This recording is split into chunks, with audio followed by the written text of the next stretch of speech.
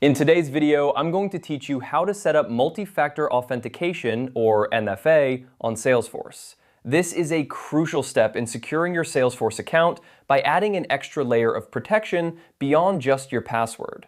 Let's dive into the process step by step.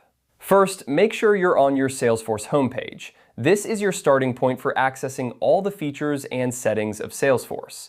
Once you're there, direct your attention to the top right corner of the screen. You should see a gear icon, which acts as your gateway to the Setup menu. Go ahead and click on that gear icon.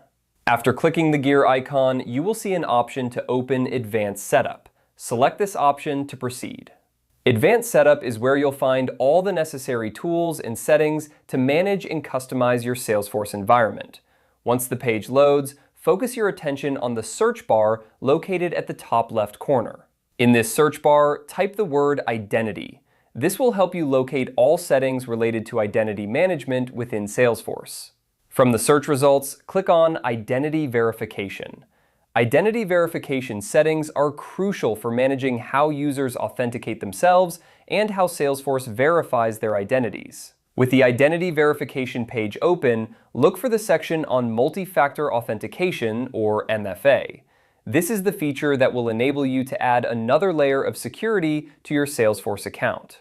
Now, at this point, you should see options related to setting up MFA.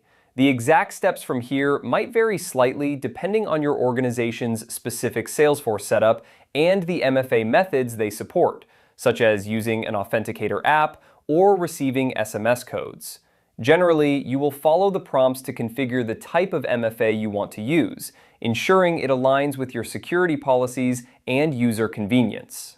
Don't forget to communicate to your team about the new MFA setup, as this might require them to download an authenticator app or prepare for additional steps during the login process. This little extra effort goes a long way in ensuring your organization's data remains secure.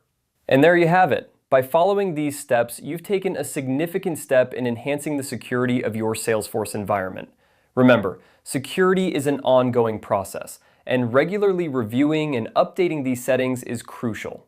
Thanks for watching, and I hope you found this guide helpful. Keep your data safe, and see you in the next video.